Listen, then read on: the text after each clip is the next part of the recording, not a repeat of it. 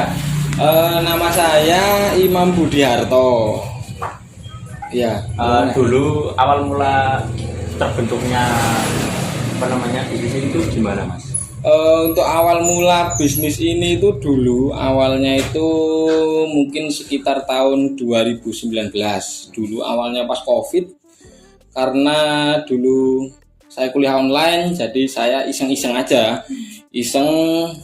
buka YouTube, terus nyari-nyari di YouTube kan, iseng karena kuliah online bingung mau ngapain kan, karena kuliahnya kan ya cuman video call kayak gitu kan, video call kadang ya di Zoom kayak gitulah, di Zoom kalau nggak Google Meet. Akhirnya saya inisiatif pengen apa ya kayak gitu, biar ada kegiatan kayak gitu kan.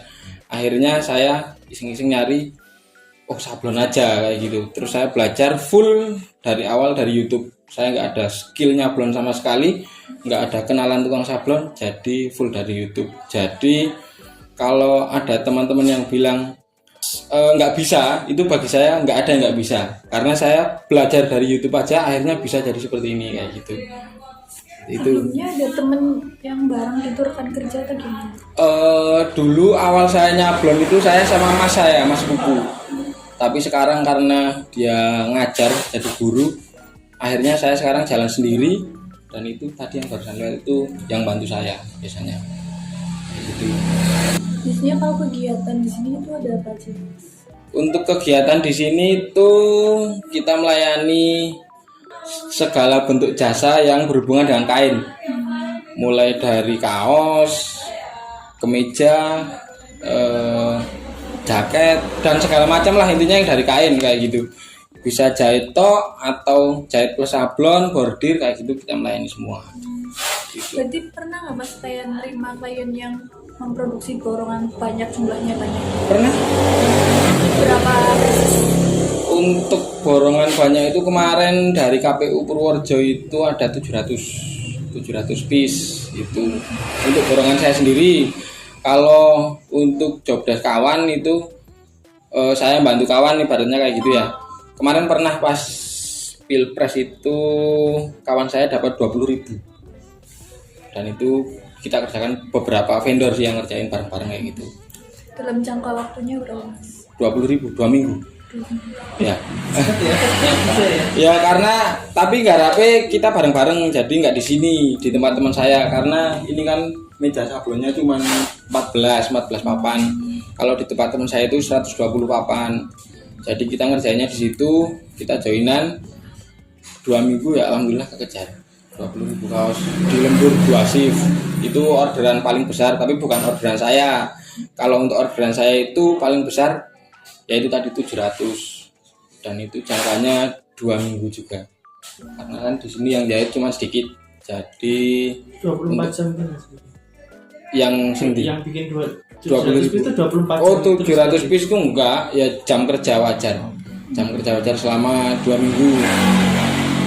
Jadi kalau dulu pas kemarin itu estimasinya saya belanja bahan kan 1 hari dari Jogja dikirim ke sini 1 hari lah, 1-2 hari, terus nanti untuk proses motongnya 2 hari, kemudian bordir 3 hari, selebihnya jahit kayak gitu.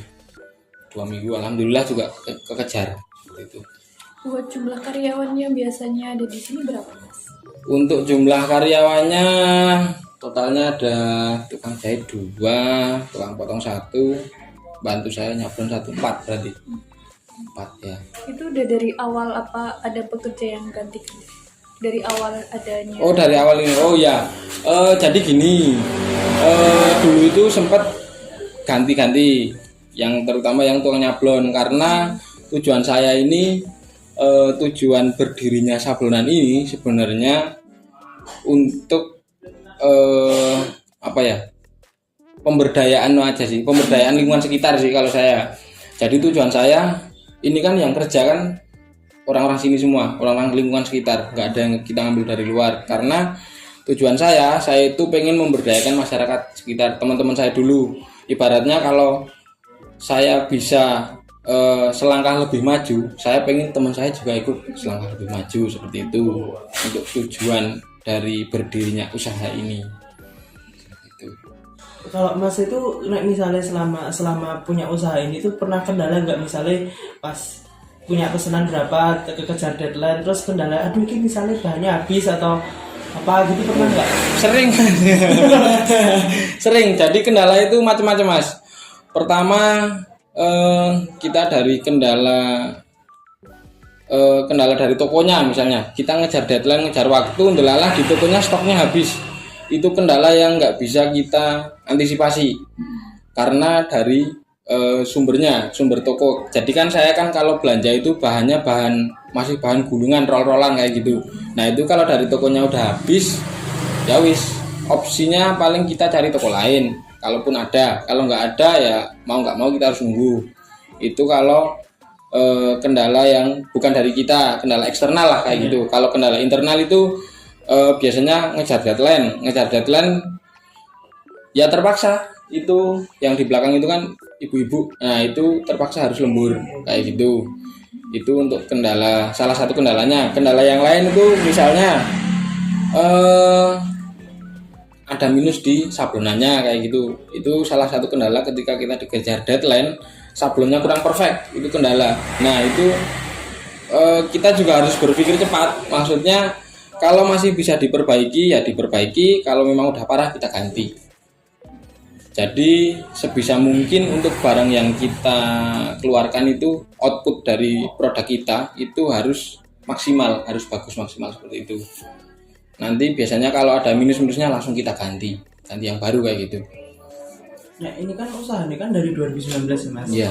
Masnya punya nggak rencana misalnya mau ngembangin lagi, misalnya mau bikin usaha kayak gini, tapi misalnya di daerah mana gitu, pernah kepikiran gitu? Kalau untuk ibaratnya buka cabang kayak gitu ya. Kalau untuk buka cabang saya belum sih, lebih ke memperbesar jumlah pekerja dan jumlah orderan kayak gitu. Tapi tempatnya tetap di sini sentral, satu tempat kayak gitu. Untuk buka cabang kembali lagi karena saya pengennya lingkungan sini, jadi saya akan maksimalkan di sini. Dan mungkin kalau teman-teman tadi kesini pun susah ya nyarinya ya. Kok bisa ada sablonan di dalam sini kayak gitu kan? Kok bisa? Lah sing pesen sopo kayak gitu kan? Saya juga awalnya itu nggak kepikiran sampai itu. Kenapa saya bikin sablon di sini? Kenapa nggak di daerah kota aja kayak gitu kan? Tapi ternyata setelah berkembangnya zaman semakin kesini, karena kita itu kan ada handphone ya. Jadi kita nggak perlu berada di tempat strategis pun, selama teman-teman kita banyak, jaringan kita banyak, itu kita masih bisa menghasilkan sesuatu yang maksimal, memiliki hasil maksimal seperti itu. Jadi nggak melulu tentang lokasi yang strategis ternyata, tapi menurut saya yang lebih utama itu relasi dan juga jaringan kayak gitu. Tapi kan pekerja di sini kan rata-rata ibu-ibu ya Mas. Yeah. Biasanya kan ibu-ibu kan dari pagi sampai siang kan ya ada yang ngurus anak, ada yang ngurus rumah, ada yang apa gitu. Maksudnya emang mereka nggak nabrak jam-jamnya gitu atau jamnya dibuat fleksibel apa? Nah kalau untuk itu saya menyiasatinya itu dengan nggak ada jam kerja. Sistemnya itu di sini borongan semua. Jadi bukan sistem bulanan. Kalau sistem bulanan kan ada jam kerja. Itu mereka nggak bisa. Bahkan teman saya juga nggak bisa karena kita di sini kan gampangannya, kalaupun misalnya tak buat bulanan di sini, untuk sampai hari ini pun pesanan saya bisa dikatakan belum stabil kayak gitu. Jadi kadang naik turun lah, namanya usaha kan. Dan saya masih belum untuk bulanan, dan untuk yang kerja pun nggak bisa kalau dibuat bulanan. Jadi saya buatnya borongan.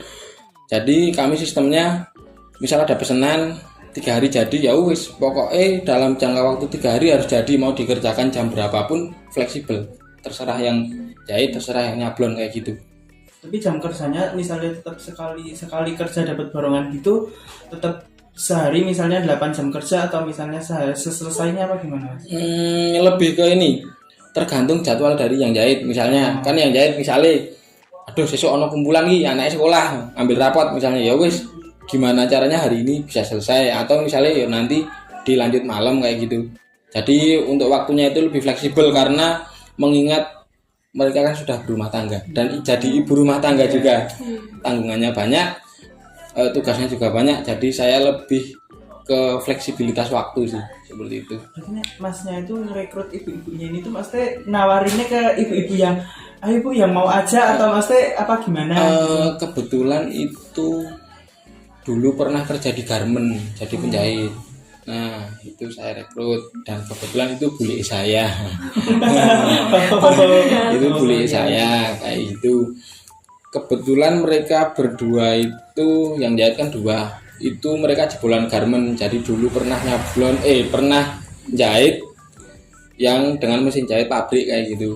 Soalnya kan untuk jahit kaos kan beda dengan jahit kemeja kayak gitu. Nah itu mesinnya beda, caranya juga beda. Jadi harus mencari orang yang sudah terbiasa. Sebenarnya mencari orang yang baru pun bisa, bener-bener yang nol kayak gitu. Cuman karena saya juga nggak bisa jahit, jadi saya mencarinya orang yang udah bisa aja kayak gitu. Ibaratnya saya dapat pesanan aneh-aneh, selama yang jahit oke dan yang motong bisa, gas kayak gitu. Jadi kalau misalnya saya ada pesanan custom ini mas, dibuat crop top misalnya, bisa nggak crop top, bisa nggak dibuat model cewek, selama yang jahit ACC saya gas kayak gitu. Dan untuk Tapi waktunya kalau fleksibel. buat semua bahan itu bisa disablon ya? Semua bahan bisa disablon, semua bahan bisa disablon. Tapi tekniknya dan tintanya beda-beda tergantung bahannya.